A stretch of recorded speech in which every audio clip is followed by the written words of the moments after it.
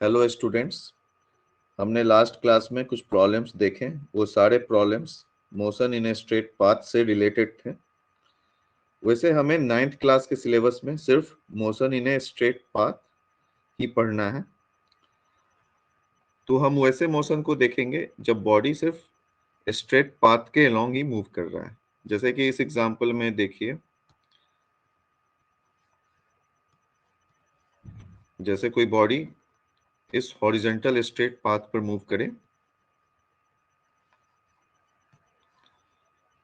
कोई बॉडी इस horizontal straight path के अलोंग मूव करे like this, towards right और towards left, तो ये हो गया motion in a straight path.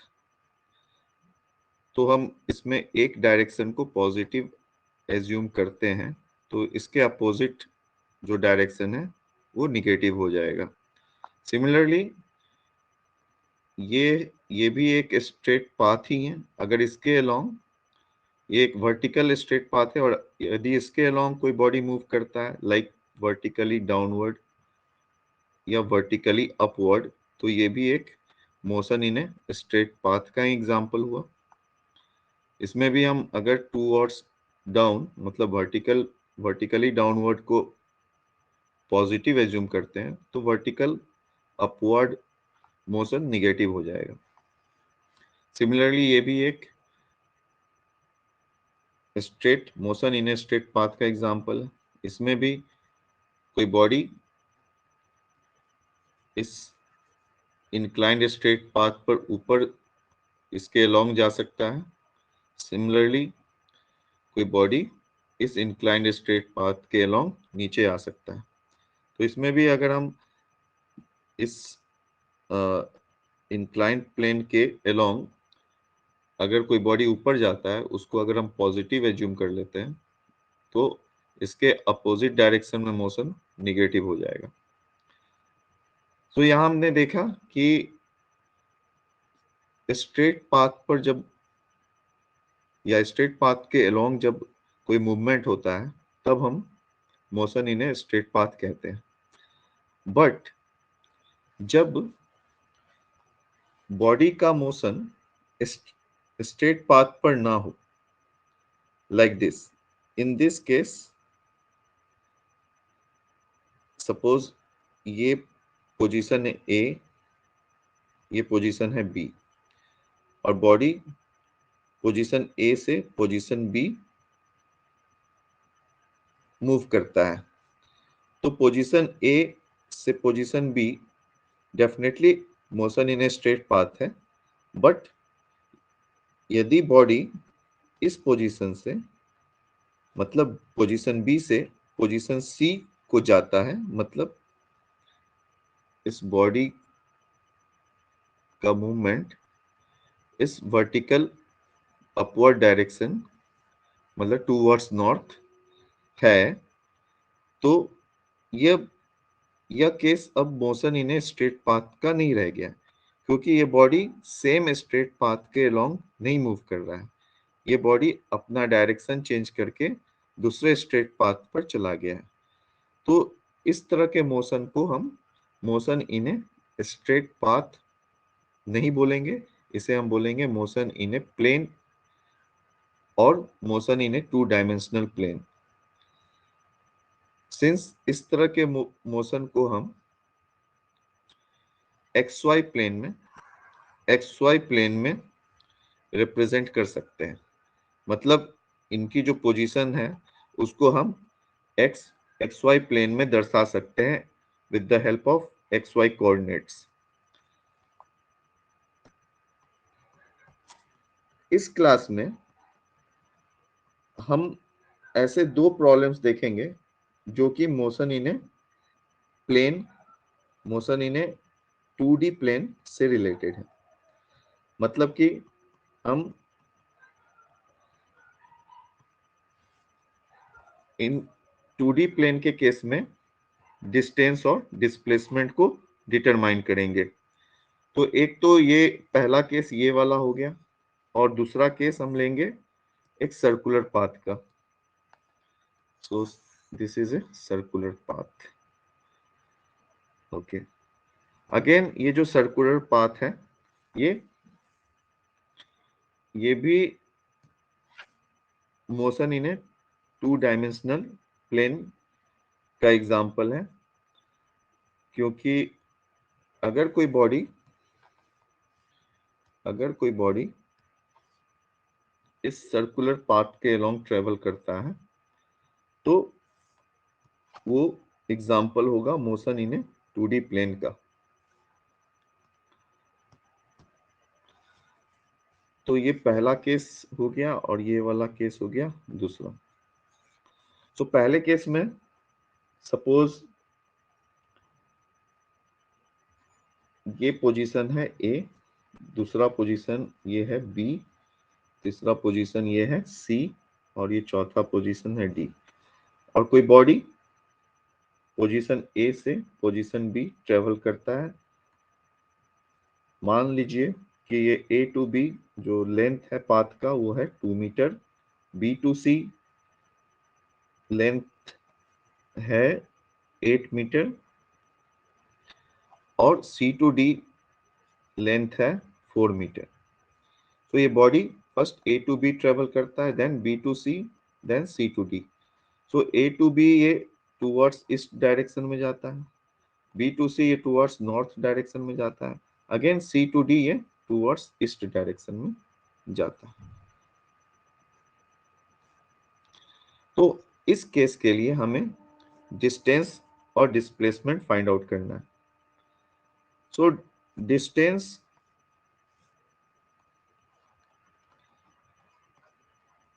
we know that distance is the total length of the path traveled by a body। तो total length क्या हो जाएगा यहाँ पर, ए बी पाथ का length plus B C path का length plus C D path का length. तो टोटल हो गया आपका A B plus B C plus C D, that means 2 metre plus 8 metre plus 4 metre, that means 14 metre path हो गया। Now हमें displacement find out करना है। सो डिस्प्लेसमेंट फाइंड आउट करने के लिए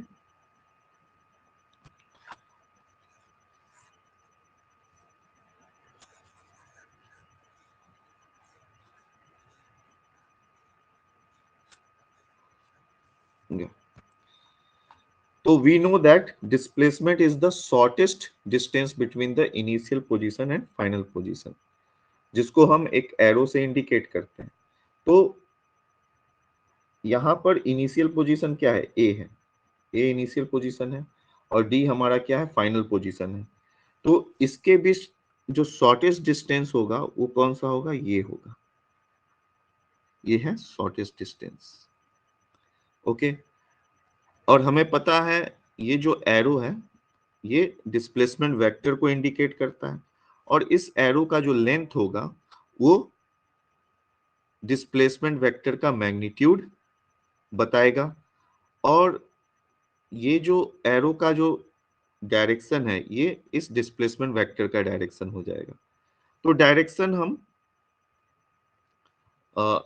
सपोज अगर ऊपर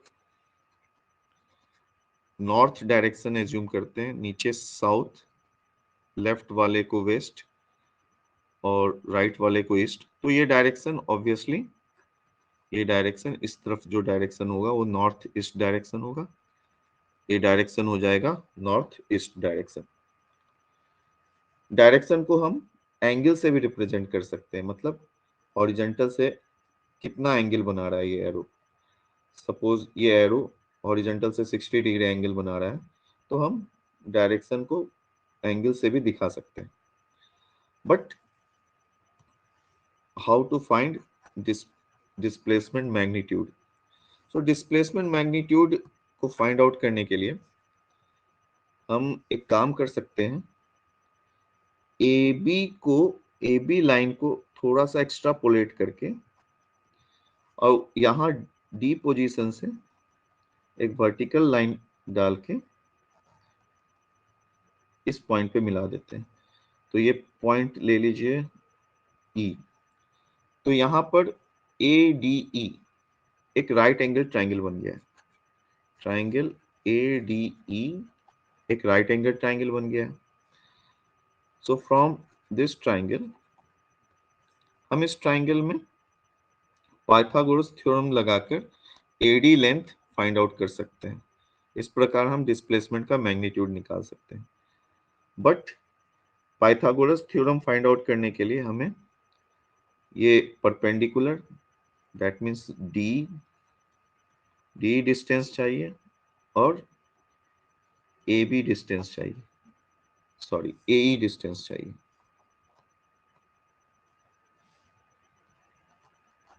AE डिस्टेंस हो गया AB plus B, okay. So but BE is equal to CD which is 4 meter.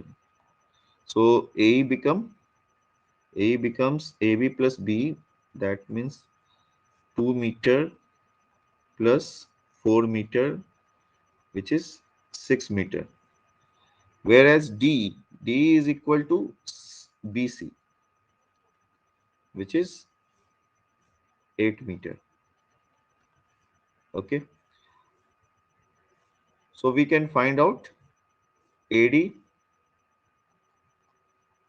by using Pythagoras theorem. So AD is equal to square root of perpendicular square, that means DE square plus AE square.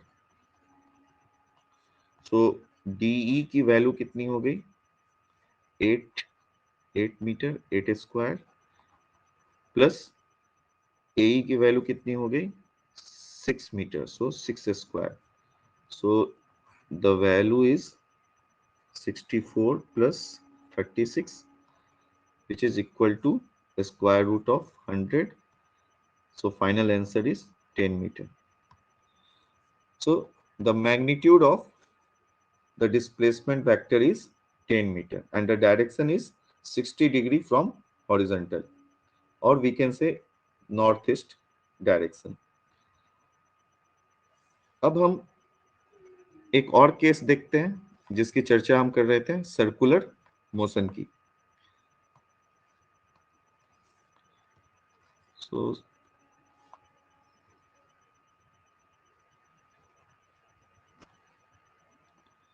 Okay, suppose ये कोई circular path है और इस circular path का radius है suppose r, okay, small r है और ये इसका सेंटर है O। कोई बॉडी इस पोजीशन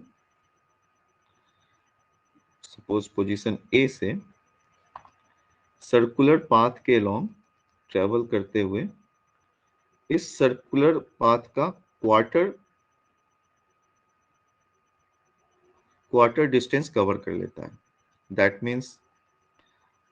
मीन्स ये इस पॉइंट पर आ जाता है। हमें इस केस के लिए डिस्टेंस और डिस्प्लेसमेंट फाइंड आउट करना है।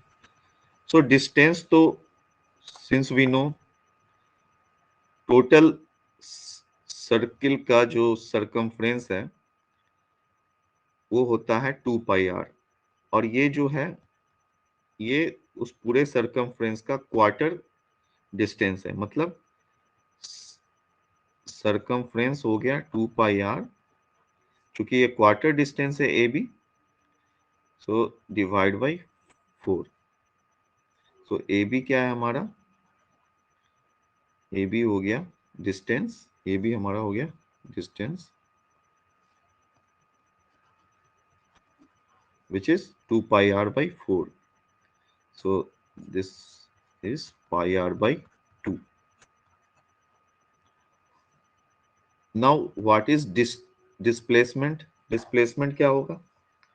So we know that displacement is the shortest distance between initial and final position. So shortest distance जो हो गया वो ये हो गया। So again हम displacement vector को एरो से दिखाएंगे। So इस एरो का जो इस डिस्प्लेसमेंट वेक्टर का डायरेक्शन हम इस एंगल से दिखा सकते हैं। सपोज ये एंगल मान लो समथिंग कुछ भी हो, सपोज ये 60 डिग्री है, तो ये वाला जो O to B है ये भी क्या है, रेडियस R है। इस डिस्प्लेसमेंट वेक्टर का मैग्नीट्यूड हम निकाल सकते हैं बाय यूजिंग पाइथागोरस थ्योरम। ये जो ए बी वेक्टर है, ए बी डिस्प्लेसमेंट वेक्टर है, इसका जो लेंथ होगा वही इसका मैग्नीट्यूड होगा, और उसको हम यूजिंग पाइथागोरस थ्योरम निकाल सकते हैं। सो ये क्या हो जाएगा, यहाँ परपेंडिकुलर ओ बी है, O B is equal to r, और बेस जो है ओ ए वो भी आर है। सो हमारा ए बी जो है डिस्प्लेसमेंट वेक्टर का magnitude by using Pythagoras theorem निकल जाएगा, परपेंडिकुलर स्क्वायर मतलब O B square plus O A square. That means O B is how much, r square plus OA. OA is again R. So R square plus R square, that is a square root of 2R square, which is root 2R. Thank you.